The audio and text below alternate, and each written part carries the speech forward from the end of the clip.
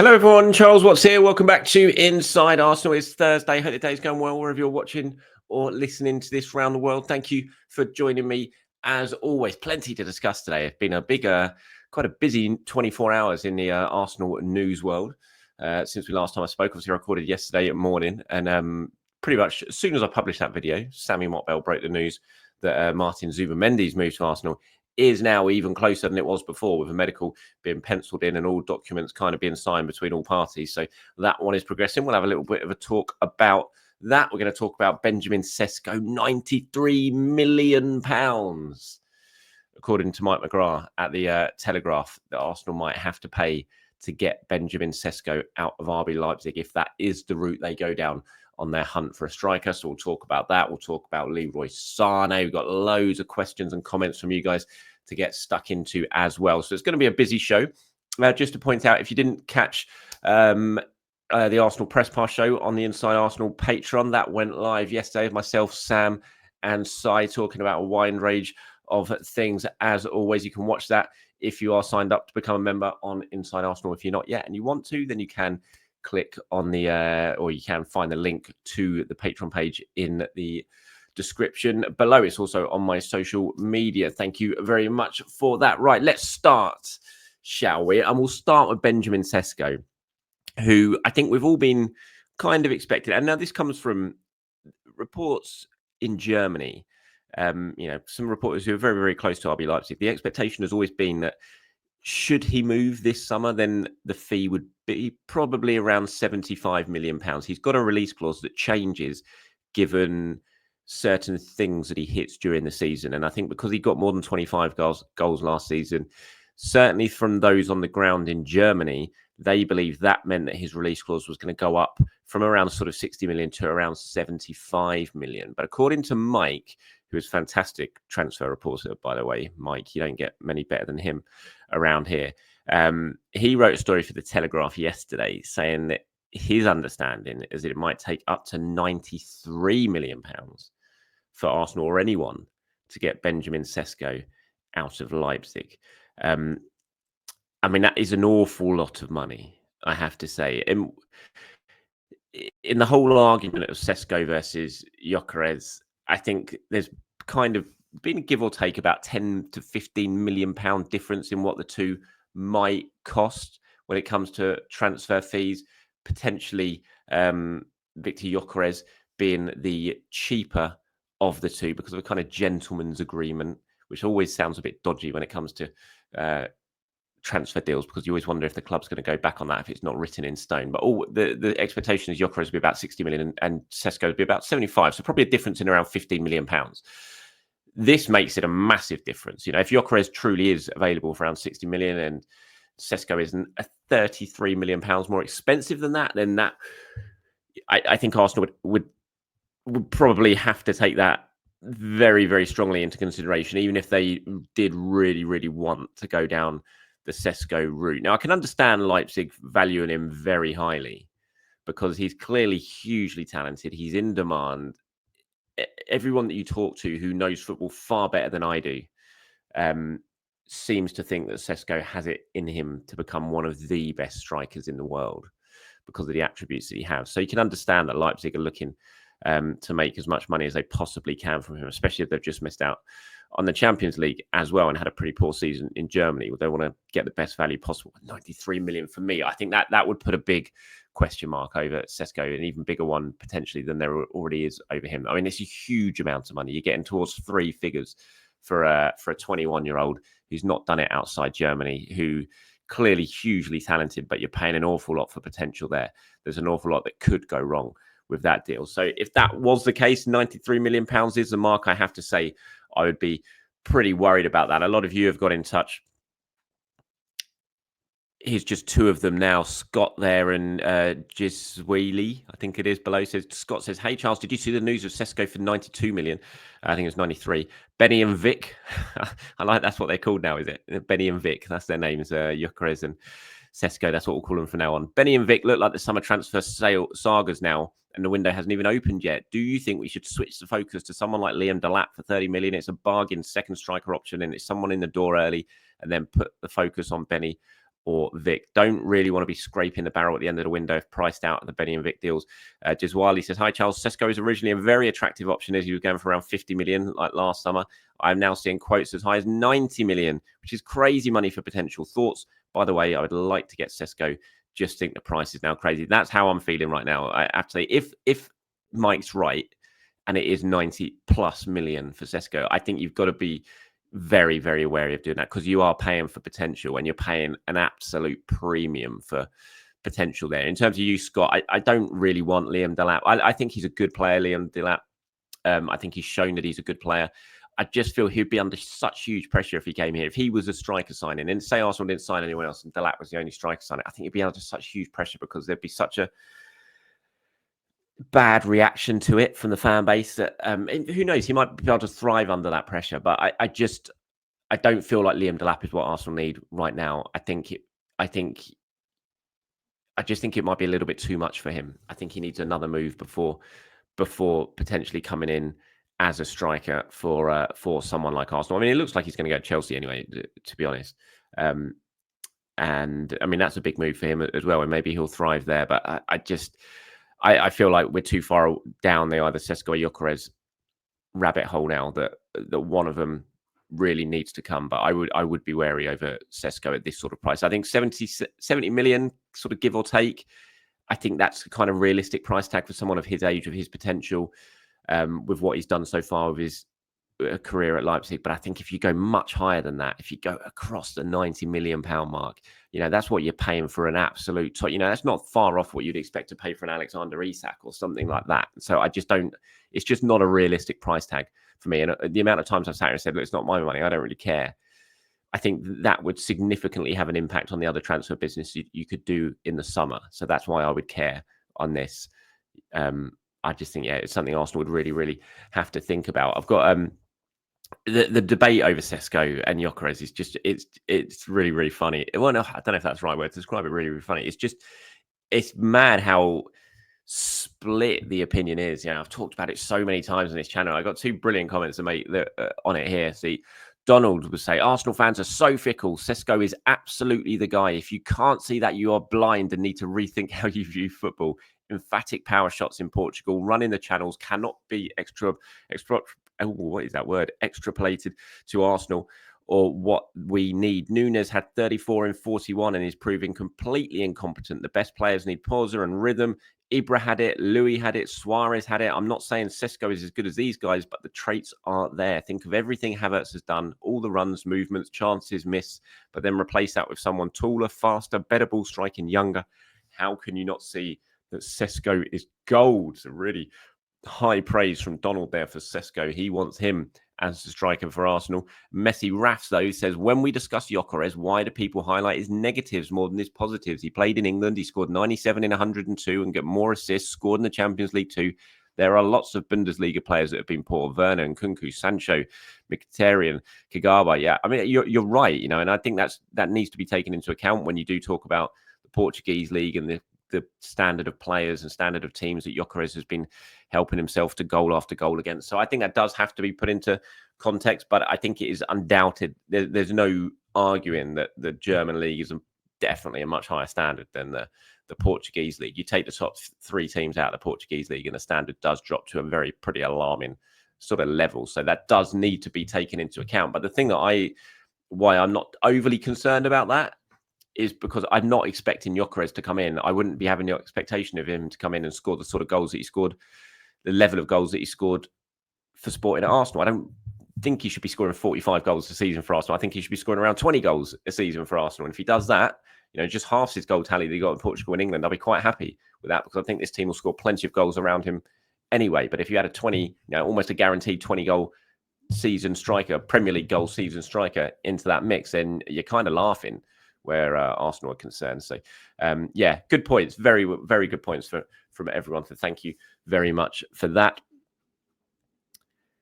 Tabry Guna, though, he comes in and says, everyone bangs on about a 9 for Arsenal. And while, yes, we have struggled to score goals, Man City are probably the best 9 in the world and finished behind us. It's not all about one player. It's about team balance. It's another very good point. Where I would sort of pick up on that, though, is I think it's just when you look at why Arsenal have fallen short over the last couple of years. And when I say fallen short, that 2 years ago, I think that's very harsh to say they fell short because they did everything they possibly could pretty much against that Man City team to push them to the final day and miss out just after that unbelievable run in the second half of the season. You know, that's, I don't really look at that and say Arsenal didn't win the season because the league that season because they didn't have a striker. Maybe it would have got them over the line, but I think they did everything they almost possibly could that season. But certainly why they fell short this season is they just did not have enough of a goal threat. And I don't think it's necessarily just about a number 9. I think you're right, but I think a number 9 absolutely helps. So you can't look back at last season. You know, again, they finished with the best defensive record in the league, but they just didn't score enough goals. And it's not just about the 9. They didn't score enough goals from everywhere in the forward line, which is why I think another winger is just as important this summer as a number 9. It's definitely not just about 9. They need at least 2 attackers this summer. So you're right. It is about the whole team rather than just about a 9. But it's impossible to look at this team and not think that they are short of an out-and-out proper centre forward. They don't have one. And I'm even counting Havertz in that. You know, I still don't view Havertz as an out-and-out 9. They don't have one of those players. And how can you be one of the best clubs in the world, targeting the biggest trophies in the world, and not have that player? You know, it's just mad. So that they absolutely do need one. But you're right. It's obviously, it's not an absolute fix. It's not like you sign a 9 and you definitely win, but you give yourselves a much better opportunity of winning. Right, on Martin Zubimendi. So medical very, very close now to happening. It's just a case of when it is going to happen. Now, Spain have got some Nations League games coming up. The Zubimendi, alongside David Raya and Mikel Merino, is in the squad for that. I think the meetup for that is very, very soon, like within the next couple of days. So it's just about whether Zubimendi can have his medical before that or after that. I would imagine it's probably going to be after that. So we still might have to wait a little bit longer before we get the sort of official confirmation that Zubimendi has signed. I saw some reports yesterday from Spain suggesting that Sociedad would like to put that through in next year's accounts rather than this year's accounts because they've already got 2 big sales in this year's accounts and they want it in next year's because it will help with that. I'm not sure if that's going to be the case or not. If Arsenal would agree to that, I think Arsenal would prefer to get it into this year's accounts. But it is moving forward, which is great. Look, we know this has been pretty much done for a long, long time. It's just a case of waiting for the season to finish and then having everything completed. You know, Sammy Mockbell at the BBC yesterday reporting that all the necessary documents have been signed now, and Sammy's been bang on top of this deal from the start. He was the first one who broke it back in January. I think that Arsenal had basically got it wrapped up for the summer, and he's reporting that pretty much all of the paperwork has now been signed. It's just a case of being able to get him over here, do the medical, and then the announcement will come. So I'm going to do a video next week, hopefully with Alex Kirkland, who I'm sure you know, ESPN's Madrid-based correspondent, Spanish football expert, and big Arsenal fan. So I'm going to do a show with him next week, sort of focusing on the Zubimendi deal and what he will bring to Arsenal, whether he thinks he's going to improve Arsenal, you know, what he's strong at, how he thinks he might change the direction of this Arsenal team, that sort of stuff. So looking forward to doing that and getting a lot more insight from Alex on Martin Zubimendi. But that deal now very, very close to completion, which is just a good start to the summer. You know, get the deals done early. We knew this one was going to happen anyway, you know, barring any late mad change of heart, which, to be fair, with Zubimendi, you never know if that's going to come or not because he's got previous for it. But providing that didn't happen, we all know this was going to be a deal that was wrapped up very, very quickly early in the transfer window, which is what we all wanted. But it's just still going to be nice to get it done, out the way, know he's here, know it's signed off, and then you can really focus on the other areas as well, because it's going to be a very, very busy summer for Andre Berta. We know that. So the longer this sort of thing dragged on, you just didn't want that to happen. So it's good that it's virtually on the verge of completion now, and it's definitely an exciting signing, no doubt. And if with Jorginho going, of course, it's a hugely important signing for Arsenal as well, because they needed a replacement for him. Leroy Sane doing the rounds again as a potential target for Arsenal. I think I had a couple of questions. I know I had one here from Aaron, says on the Sane links, I think it's a pretty decent market opportunity if we can get him. I don't get the negativity around this transfer link. If we spend big on a striker, obviously we can't spend big on a left wing area. I'm not sure about that. Sane might not be the best option, but he's a good option. Scored over 10 goals in the league this season, not only Premier League proven, and the fact that he is from Man City. He has won many things with Bayern and City, and we need some experienced player signing since Jorginho left. Still remember Sane destroying us in the quarterfinal last year. He's impressive overall. Can also cover right wing when needed, so it fits all the standards as things stand. If we can't get Nico or Rodrigo type of player, Sane is definitely the most viable option. I think I've got too much scar tissue from Raheem Sterling, and I know that Leroy Sane is in a different point of his career than Raheem Sterling is, even though the age difference isn't actually that much. But I still worry at the, and again, I always say, I kind of contradict myself because I'm like, it's not my money, I don't really care. But now I'm about to say, I still worry about doing this type of deal for this type of player. And to be honest, first of all, I'm not sure Leroy Sane has been offered out to a lot of clubs at the moment because of his contract situation at Bayern Munich.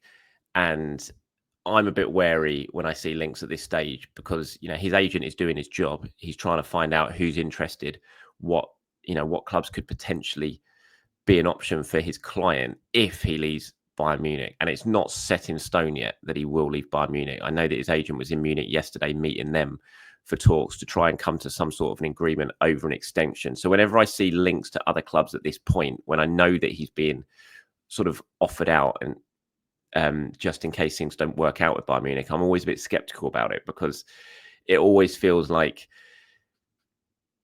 the kind of obvious direction of travel is that he'll just sign an extension with Bayern Munich and this is all part of the game. So I take it all with a little bit of a pinch of salt at the moment, these sort of links. I'm not sure this is a route Arsenal will go down. I would be surprised, maybe they will. Maybe it's something Arteta thinks is, or Arteta and the club think is too good an opportunity to turn down to get a player of Sane's stand in the game.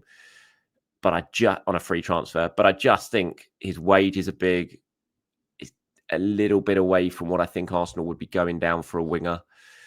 I'm just not sure it's a route they go down. And when Aaron, you say they won't be able, if they buy a striker, they can't spend big on a left winger. I'm not sure that's the case. I still think they can spend big on a left winger. So I would be skeptical about this sign. I would fear that we might have a player who could be decent for 6 months, a year, but then you're left with a aging player towards the end of his career. Motivation might not be the highest. Has played a lot of football. Injuries have been an issue with him as well. It's just not.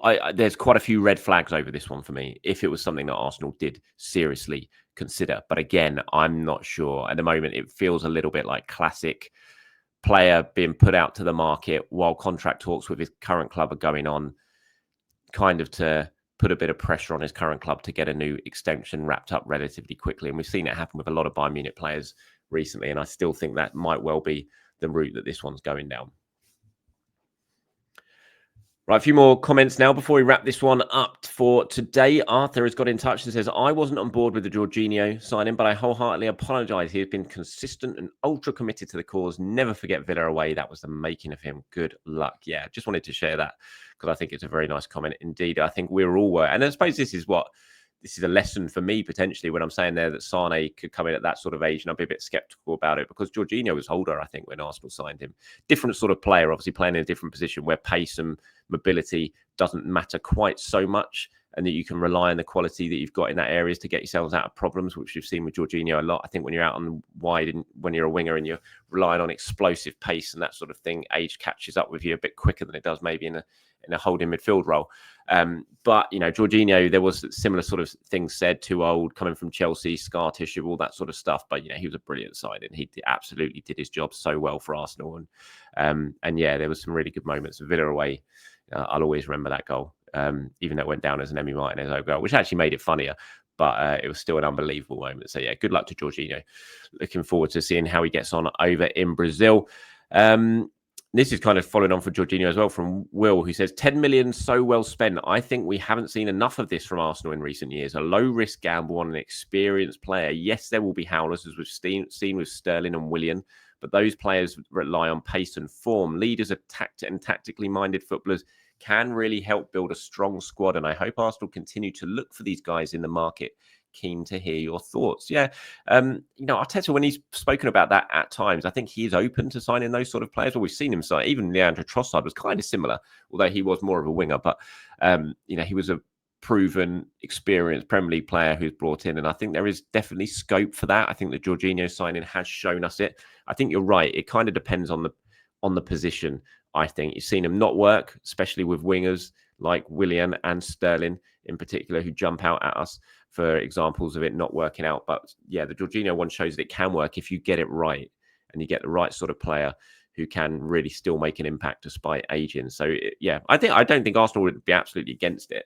I think we've seen it with those signings that they are open to it if the right one is. But yeah, I think when you are signing players at that sort of age, you're kind of on the fence about whether it's going to be a hit or a miss, isn't it? You're going to get some wrong and you're going to get some right. Is that Kieran? Yeah, Kieran says, I think the key to this incoming window is being efficient and decisive. The best deals happen early and not just in terms of fee, but quality. One of the most successful windows we got was the Havertz, Rice and Timber in early doors. All players who benefited from a full preseason and were properly introduced to the team. I mean, that's the ideal scenario. I asked Arteta about it a couple of weeks ago and he basically said that to me. It's like, of course, that is the ideal scenario. It's what everyone wants to do. It doesn't always pan out like that because transfer deals can be very notoriously difficult and there can always be spanners in the works. You think you might get something done early, but then it all drags on and drags on and drags on. So ideally, that is the perfect scenario. It's what you all want, especially before you go in pre-season tour, because you want the players on board early. And that's what Arsenal will try to do. When there hasn't been a summer tournament before, they've done it pretty well. The last 2 trips to USA, they've managed to get pretty much the full squads available. That one that you talk about the season before, when they had Jesus done early, they got Zinchenko, he flew out and joined the tour. So they've managed to get those sort of deals done early as well. So that's what Arteta will want. It's what he'll be pushing for. Definitely he'll be pushing for it. No doubt about that in my mind. But sometimes it is, things happen that make it pretty much impossible. But hopefully Arsenal are on it because you're right. They absolutely need to be on it this summer. No doubt about that. And that's it from me today, everyone. Thank you, as always, for watching. Thank you for listening. Appreciate it. I'll be back tomorrow to do it all over again. Anything you want me to discuss in that show, get down into the comments like those people before have just done, and I'll pull some of them together and get them included in the show. Until then, have a good day. Bye-bye.